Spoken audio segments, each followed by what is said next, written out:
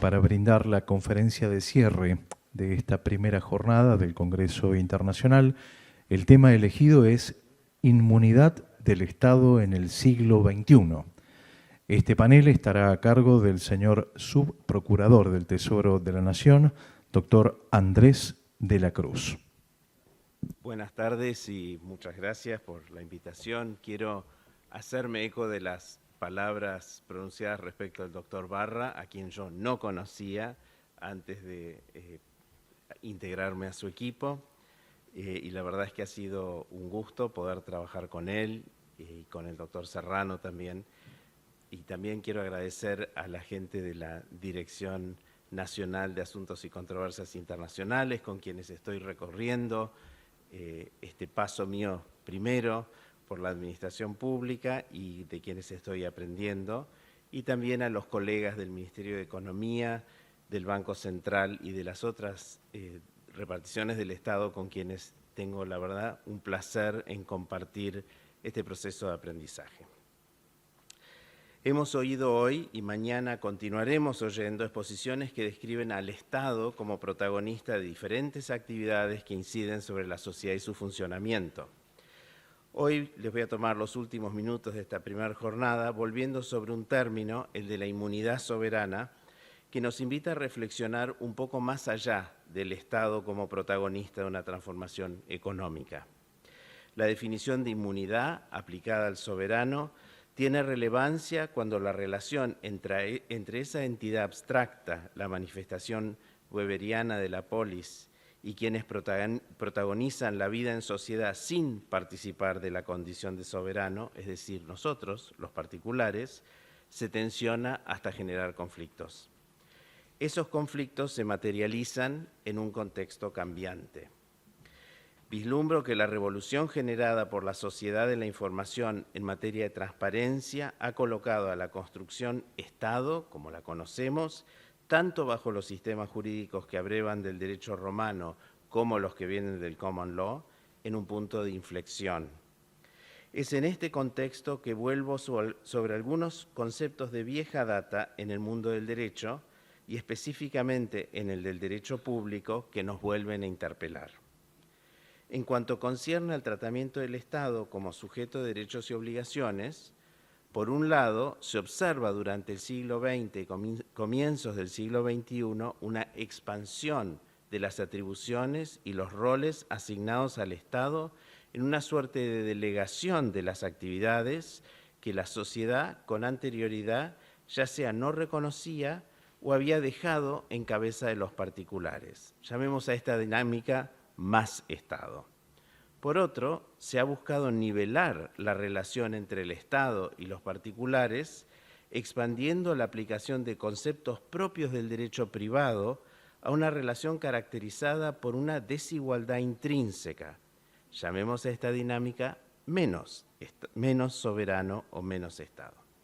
En definitiva, el siglo XX observó una promoción del afán estatista de la sociedad, llamada del bienestar, mientras al mismo tiempo se retaseaba al soberano el blindaje que traía desde tiempos inmemoriales y que le habían permitido justamente asumir responsabilidad por ciertas actividades que los particulares no pueden hacer sin poner sobre sus espaldas todos los riesgos que emanan del carácter no necesario de las personas privadas. Quiero repasar con ustedes los hitos de este proceso para dejar planteadas preguntas que pueden ser consideradas a medida que avanzamos con propuestas que adapten el Estado del siglo XXI a las necesidades contemporáneas de esa sociedad también del siglo XXI. ¿Qué es inmunidad? ¿Quién es inmune?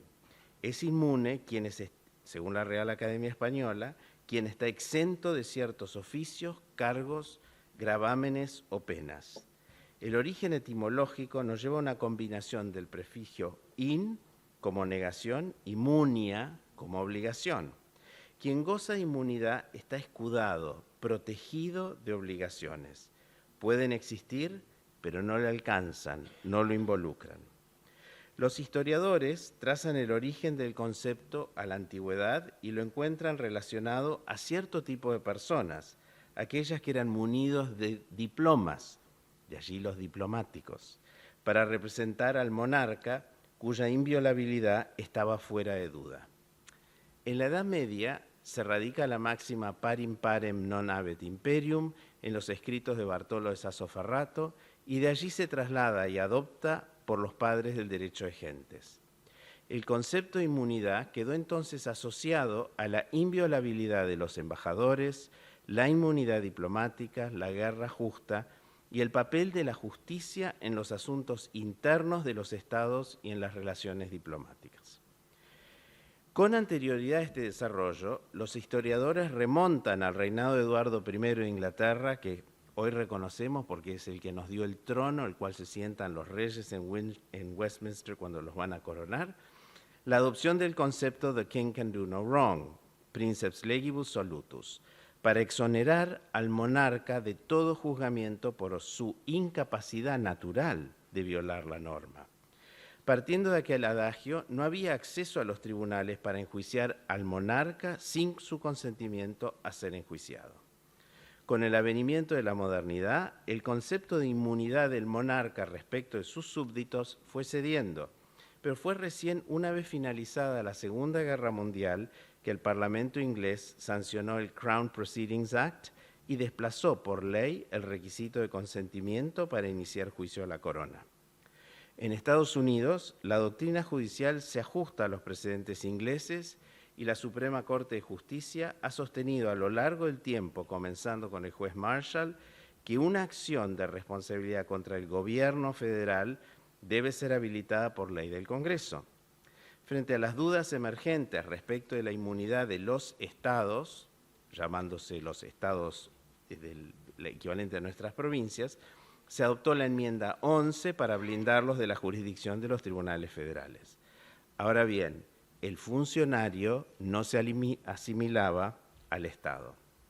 En el orden local, los padres de nuestra organización jurídica, si bien se inspiraron en los conceptos plasmados en la Organización de los Estados Unidos, en este rubro particular no los adoptaron plenamente. Alberti previó la posibilidad de que la Confederación fuese parte en asuntos que debía conocer la Corte Suprema y los tribunales de la Confederación. Con relación a las provincias, el texto de la norma constitucional del 53 se refirió a causas entre, dejando en claro que alcanza a las provincias como actoras o demandadas. La potestad de los tribunales federales de conocer en asuntos en los que la Confederación fuese demandada, en cambio, fue tema de intenso debate.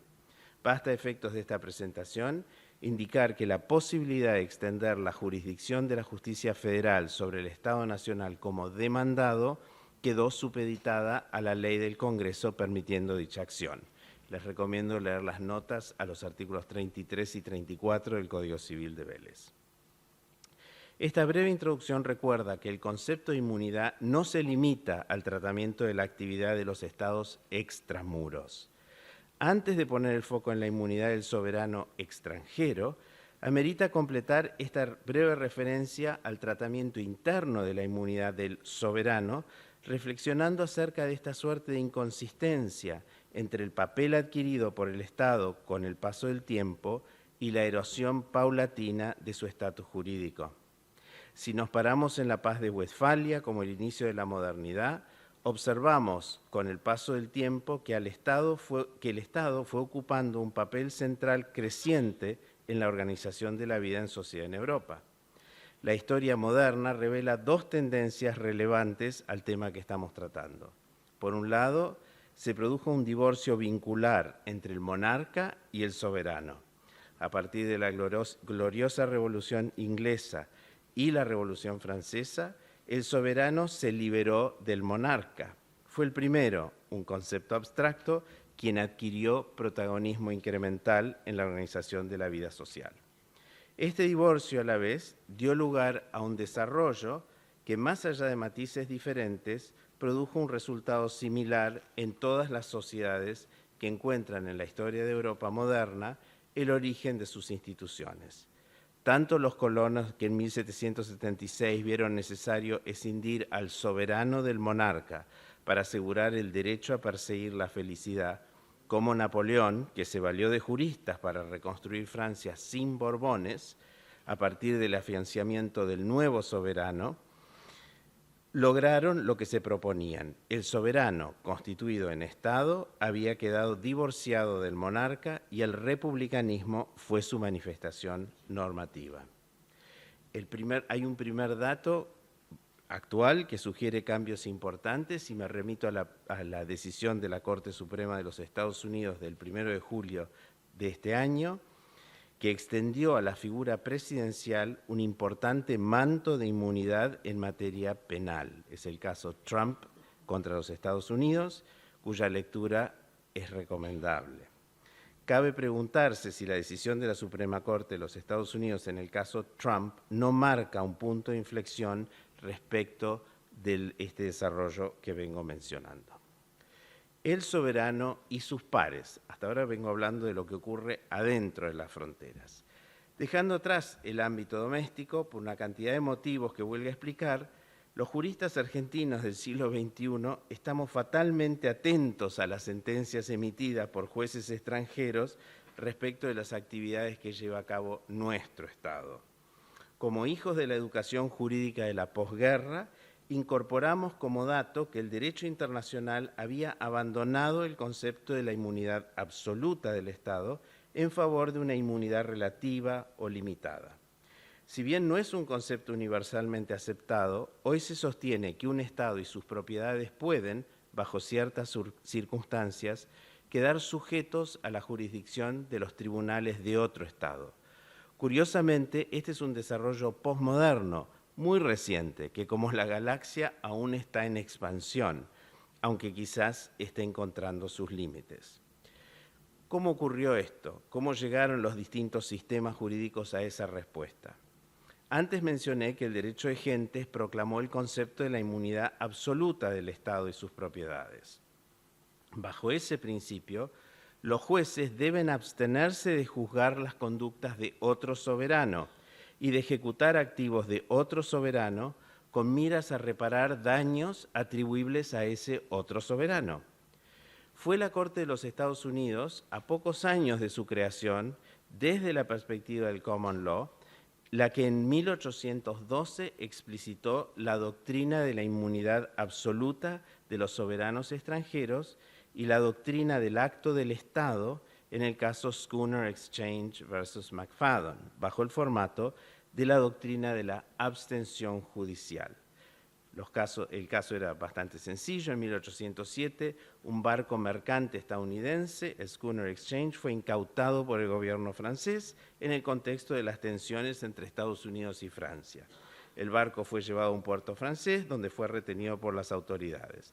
Posteriormente, la barca retornó bajo pabellón francés a las aguas territoriales de los Estados Unidos. Enterado de esa presencia, el dueño del barco, ex dueño del barco, el señor McFadden, intentó recuperar la embarcación interponiendo una demanda en Estados Unidos, alegando que la incautación había sido ilegal. El juez Marshall, en ese momento, fue el que consagró en esa sentencia, que decidió de alguna manera la doctrina de la inmunidad absoluta en el Common Law, que la completa y total jurisdicción territorial es equivalente al atributo de soberanía y es incapaz si bien es incapaz de conferir poderes extraterritoriales, y remarco estas palabras en la sentencia del juez Marshall, no contempla a los soberanos extranjeros, ni a sus derechos soberanos, ni a sus propiedades. Un soberano puede tener acceso al territorio de otro soberano solo con el permiso de otro soberano, pero una vez que ese permiso ha sido otorgado, dijo el juez Marshall, en ese momento se le debe dar protección y no se puede ejercer la jurisdicción. Los jueces locales no podrán ejercer la jurisdicción sobre ese soberano amigo. Los tribunales ingleses hicieron eco de la posición de los jueces de los Estados Unidos y a partir de 1820, en variadas decisiones, adoptaron el mismo abordaje. Por virtud del stare decisis, la inmunidad absoluta de las potencias extranjeras y sus propiedades quedó consagrada como norma en las jurisdicciones ancladas en el common law. Los países civilistas adoptaron también ese criterio, por lo menos hasta la Primera Guerra Mundial, con excepción de Italia, que entre pocos países se apartaba de este concepto de la inmunidad absoluta. El bloque soviético, después de la Revolución de 1818, adoptó el mismo criterio y lo sostiene prácticamente hasta el día de hoy. En definitiva, a los efectos del derecho de gentes, la presunción de igualdad legal entre los Estados fue uno de los cimientos del concepto de inmunidad y fue una manifestación del do des resultante de la dinámica de las relaciones internacionales tras la paz de Westfalia. Estos supuestos, que se encuentran su manifestación en el artículo 1.2 de la Carta de las Naciones Unidas, se encuentran desafiados por la realidad de nuestro siglo XXI en muchos sentidos. El concepto básico de la igualdad de los Estados no encuentra en la realidad el soporte necesario para poder aguantar ese concepto de inmunidad absoluta que se plantó, si uno quiere, sobre la idea de que todos los soberanos eran iguales. En 1951 se inicia la etapa que yo llamaría de la erosión de la soberanía. En una nota publicada en el Anuario Británico de Derecho Internacional Público, el profesor Lauterpacht indica que mientras que los tribunales norteamericanos e ingleses adherían aún a la doctrina de la inmunidad absoluta de los estados extranjeros, sus pares en varios países de Europa continental habían mostrado una predisposición a limitar esa inmunidad cuando consideraban que el acto involucrado no denotaba actividad propia de la gestión gubernamental. Se introduce la distinción entre iure gestionis y iure imperi. La doctrina judicial desarrollada en los Estados Unidos a partir de la prudencia del juez Marshall se anclaba en el principio de la división de poderes.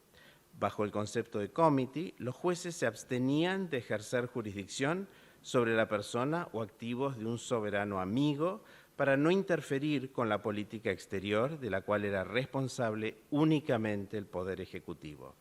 La reciprocidad completaba la ecuación respecto del trato esperado por el gobierno de Washington allende las fronteras.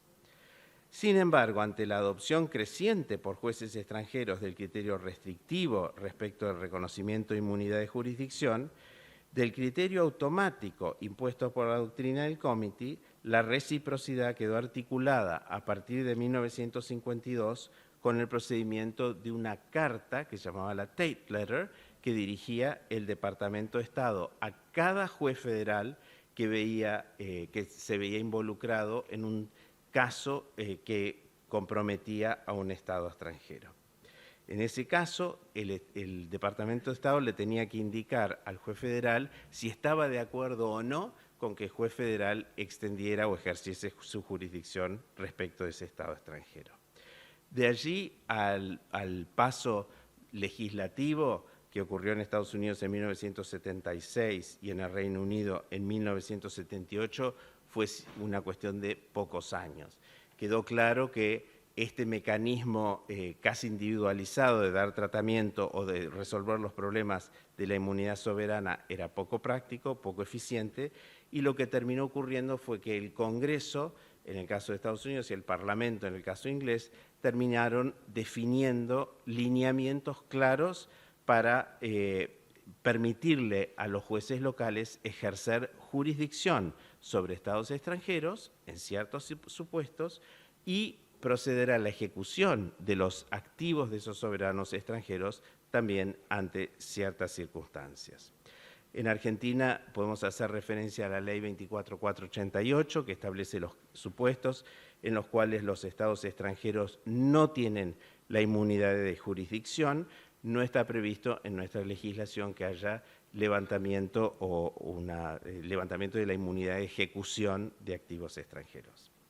En Estados Unidos, la ley de 1976 tiene dos grandes capítulos, uno que hace al levantamiento de la inmunidad de jurisdicción, y ahí quiero mencionar, dentro de que hay 6 excepciones generales, voy a mencionar 3 que son relevantes: la renuncia explícita o implícita a la inmunidad de jurisdicción, la actividad comercial y la ejecución de laudos arbitrales. Esos son tres casos que a la Argentina le deberían resonar bastante, porque son supuestos en los cuales los jueces americanos se han visto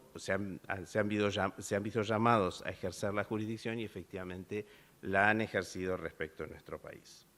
Además de la inmunidad de jurisdicción, la ley también prevé que ante ciertas circunstancias, habiendo obtenido sentencia, se puede proceder a la ejecución de activos de soberanos extranjeros que están ubicados en Estados Unidos y son usados para una finalidad comercial o actividad comercial en los Estados Unidos.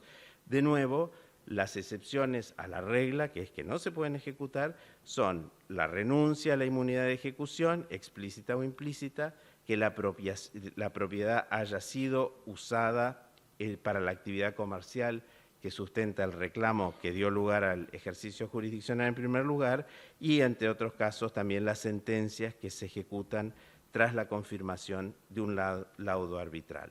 La redacción de las dos normas es parecida, pero no es idéntica, y presenta, a la hora de discutir problemas de ejecución, como los que estamos viviendo ahora, ciertos matices que son bastante relevantes. Entonces, cuando vamos avanzando en el camino de ver esta erosión de la soberanía, la primera distinción que les mencioné es efectivamente la distinción del iure gestionis versus iure imperis. Hay una tendencia a abandonar el criterio de la inmunidad absoluta. Fue, en primer lugar, una respuesta a la decisión del lobo, el soberano, de vestirse con piel de cordero. Se metió a hacer cosas que los particulares hacen y entonces los jueces, en las palabras de Lord Denning en particular, consideraron que no correspondía mantener el privilegio de la inmunidad que había tenido. Pero esto va más allá. Hay toda una nueva jurisprudencia que se ha venido desarrollando frente a los actos ilícitos. ¿Cómo se deben abordar actividades que no son propias de una actividad comercial, pero tampoco pueden ser caracterizadas como el ejercicio del poder estatal como soberano? Crímenes de guerra, torturas a poblaciones enteras, destrucción o confiscación masiva de propiedades, corrupción.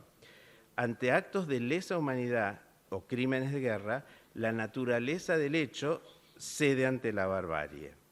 Desde el punto de vista del derecho internacional público, se reconocería como norma que un Estado cuyo ejército perpetró cierto tipo de crímenes no puede invocar inmunidad ante los tribunales del Estado en el que se cometieron los crímenes. Sin embargo, la ejecución de esas sentencias en otra jurisdicción puede enfrentar inmunidades. Aquí también hay un caso muy interesante, que es un caso que involucró a Italia, a Grecia y a Alemania, que se llama el caso Distomo, y se los voy a mencionar. Es un supuesto donde ciudadanos griegos inician muchos años después de la Segunda Guerra Mundial en Grecia un caso le inician una acción de daños y perjuicios a Alemania por los crímenes cometidos durante la Segunda Guerra Mundial.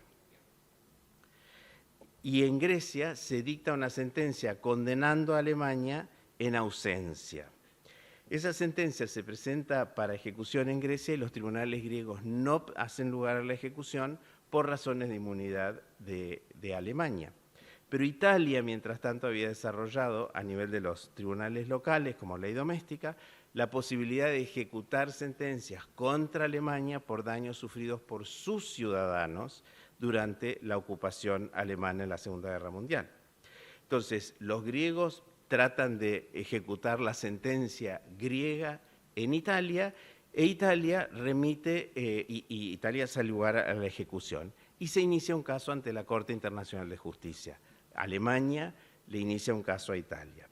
Y ese caso se termina resolviendo en el 2012.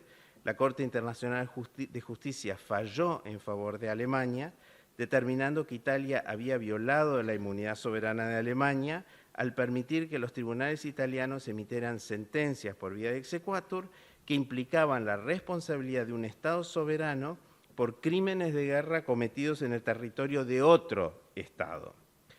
A estos efectos, la Corte Internacional de Justicia ratificó el principio de inmunidad soberana de los Estados, que prevé que los actos oficiales del gobierno de un país no pueden ser sometidos a la jurisdicción de los tribunales de otro país.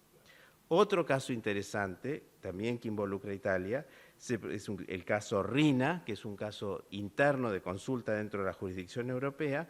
Se produjo cuando una nave se estrella en el norte de Italia, creo que fue, y muere muchísima gente, y los damnificados inician acción contra la compañía naviera y contra las entidades del Estado de Panamá que bajo la norma internacional de las convenciones adoptadas bajo el convenio del mar, le habían certificado navegabilidad a los barcos comprometidos.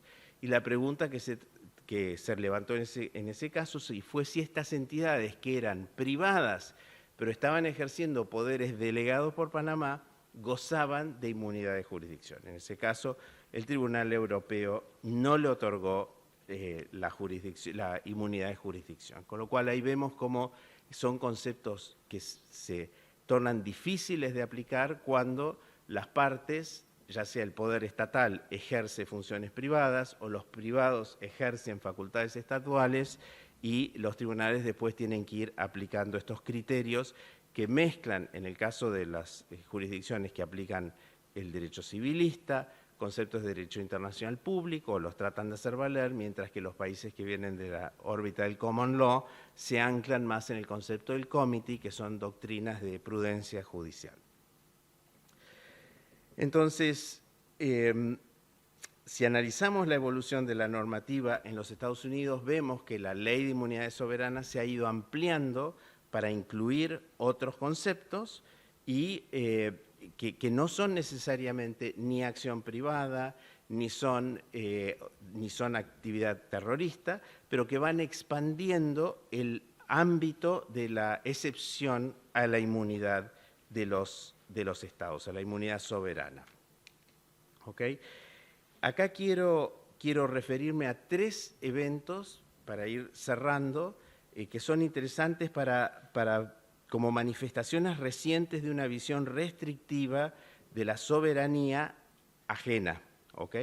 O si podríamos decir que el comité está en retirada. Y estos son 3 conceptos que se están discutiendo judicialmente en los Estados Unidos y que ponen de manifiesto la tensión que se genera en torno al tratamiento del Estado y que al menos a mí me llevan a preguntarme si esa persona de existencia necesaria que nos acompaña desde los tiempos de Roma no estará por sufrir alguna transformación mayor. Quienes tengan ánimo podrían someterle esta pregunta a uno o más de los instrumentos de inteligencia artificial. Y si la respuesta es que la inmunidad pereció, por favor avísennos en la procuración porque vamos a tener que reorientar nuestro trabajo. Hago referencia a un dato particular. El primer punto es qué corte aplica cuál ley. ¿Okay? Y ahí hay una situación muy interesante que ocurre en los Estados Unidos, donde el Código de Procedimientos Federal permite que un juez federal aplique el derecho extranjero como ley, no como hecho.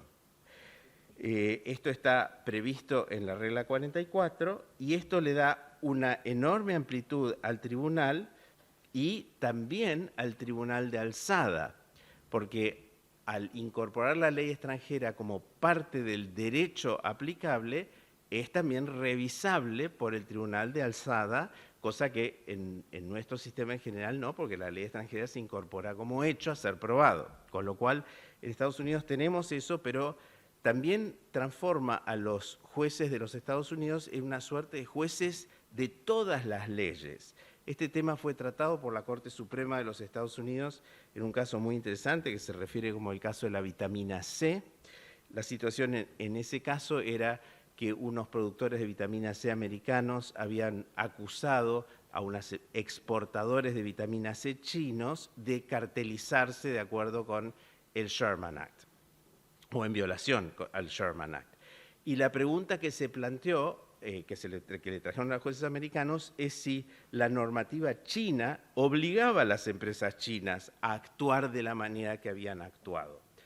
Y ahí entonces la tensión era que las empresas, los demandantes americanos decían que no estaban obligadas a cartelizarse bajo el derecho chino, Y las empresas chinas decían que sí. ¿Y a quién mejor preguntarle que al gobierno chino? Entonces el gobierno chino interviene por primera vez en la historia de los Estados Unidos como amicus curiae en la apelación. En primera instancia habían ganado las empresas americanas. En la apelación interviene el gobierno de la República Popular China como amicus curiae y obviamente dice nuestras normas obligan a nuestros exportadores a actuar de esa manera. La Cámara revierte la decisión y van en recurso extraordinario en certiorari a la Corte Suprema. Y la Corte Suprema se hizo la siguiente pregunta. Cuando una ley extranjera es relevante a un caso presentado a un tribunal federal y el gobierno extranjero cuyas leyes están siendo analizadas somete una declaración oficial respecto del sentido y la interpretación de su ley, puede un tribunal federal ir más allá de lo que dice el gobierno extranjero respecto de su propia ley. La Corte de Apelaciones, dice la pregunta que se plantea la Corte Suprema, dijo que no, que las Cortes federales están obligadas o comprometidas a dar reconocimiento a la posición de ese gobierno extranjero respecto de la interpretación de su ley. ¿Qué dijo la Corte Suprema? No estamos de acuerdo. Un tribunal federal le tiene que prestar respeto, una consideración respetuosa a la explicación del gobierno extranjero, pero no está obligada a seguir la interpretación que ese gobierno hace de su propia ley. Puede llegar a sus propias conclusiones respecto de la interpretación de la ley extranjera a los efectos de la determinación de un caso en los Estados Unidos. Entonces me parece que es una situación bastante particular que tenemos, muy interesante para seguir. Ese es el caso de la vitamina C, obviamente tiene otras repercusiones. Otro aspecto que es relevante en cuanto a la contracción del poder de los soberanos es el uso del discovery. El discovery es el mecanismo probatorio en los Estados Unidos y que se usa donde, a diferencia de lo que estamos habituados nosotros, que el que alega un hecho tiene que probarlo, el sistema probatorio en los Estados Unidos es que todos deben contribuir con el tribunal para que se conozcan, se esclarezcan los hechos, cualquiera sean la parte que los alega. Todos deben aportar prueba. Y la pregunta que se hizo en un caso que involucraba a la República Argentina en el 2014 y que llegó a la Corte Suprema es si los tribunales americanos estaban impedidos por el reconocimiento de la inmunidad de soberanía de dictar órdenes respecto del discovery que aplicasen a estados extranjeros. Y la respuesta de la Corte Suprema fue que no, que la ley de inmunidades soberanas dispensaba inmunidad respecto de la jurisdicción y respecto de la ejecución de sentencias sobre activos en Estados Unidos, pero no hablaba del discovery y que por lo tanto los tribunales federales son libres de imponer órdenes respecto de temas probatorios que tengan que ejecutarse fuera de los Estados Unidos, incluso por un soberano.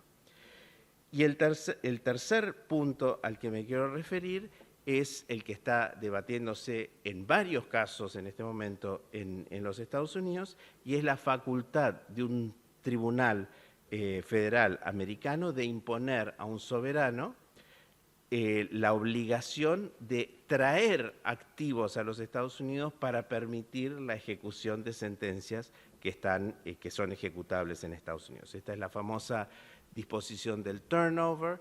Es una facultad que está prevista en los códigos procesales de algunos estados y ocasionalmente el gobierno federal la introduce en legislación federal, por ejemplo, para lidiar con casos de terrorismo, etcétera, donde hay estados que están vinculados a la acción del terrorismo.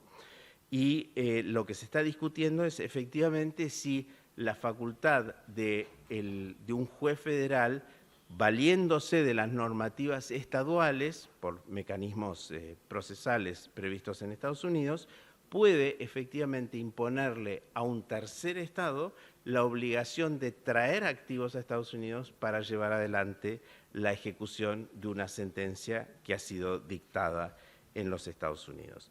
Como ven, son distintos aspectos donde el actuar del Estado queda bastante desdibujado y si uno se remonta a 50, 60 años atrás, esto hubiera sido prácticamente inconcebible.